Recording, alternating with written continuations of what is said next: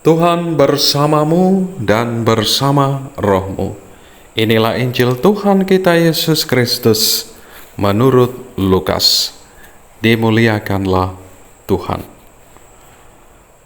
Dalam tahun ke-15 pemerintahan Kaisar Tiberius, ketika Pontius Pilatus menjadi gubernur Yudea dan Herodes raja wilayah Galilea, Filipus saudaranya, raja wilayah Iturea dan Trachonitis, dan Lisanias, raja wilayah Abilene, pada waktu Hanas dan Kayafas menjadi imam besar, datanglah firman Allah kepada Yohanes, anak Sakaria, di padang gurun.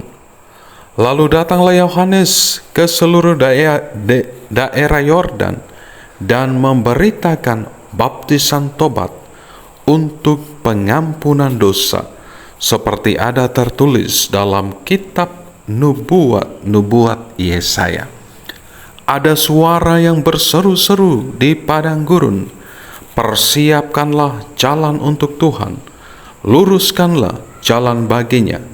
Setiap lembah akan ditimbun, setiap gunung dan bukit diratakan, yang berliku-liku diluruskan, yang berlekuk-lekuk dijadikan jalan rata, dan semua orang akan melihat keselamatan dari Allah." Demikianlah Injil Tuhan. Terpujilah Kristus. Ibu bapa, saudara-saudari, adik-adikku yang terkasih dalam Kristus, selamat berjumpa kembali dalam Renungan Harian Katolik di hari Minggu Advent kedua bersama saya Pater Rian JJD. Dan pada hari Minggu Advent kedua ini kita diperkenalkan oleh seorang tokoh yang luar biasa dari perikop Injil yang kita dengar bersama hari ini, yakni Yohanes Pembaptis. Yohanes Pembaptis adalah seorang pribadi yang datang diutus oleh Allah sendiri untuk mempersiapkan jalan bagi Tuhan Yesus, mempersiapkan jalan untuk kedatangan Tuhan Yesus. Ada suara yang berseru-seru di padang gurun, "Persiapkanlah jalan untuk Tuhan, luruskanlah jalan baginya. Setiap lembah akan ditimbun, setiap gunung dan bukit diratakan, yang berliku-liku diluruskan, yang berlekuk-lekuk dijadikan jalan rata, dan semua orang akan melihat keselamatan dari Allah." Yohanes dengan setia melaksanakan tugas perutusannya, walaupun tentunya ia diperhadapkan dengan orang-orang yang menentang, bahkan membunuh dia. Saudara-saudariku yang terkasih dalam Kristus, dari kisah Yohanes Pembaptis kita bisa belajar untuk juga menjadi pribadi yang berani menyatakan kebenaran, mewartakan kebaikan dan keadilan.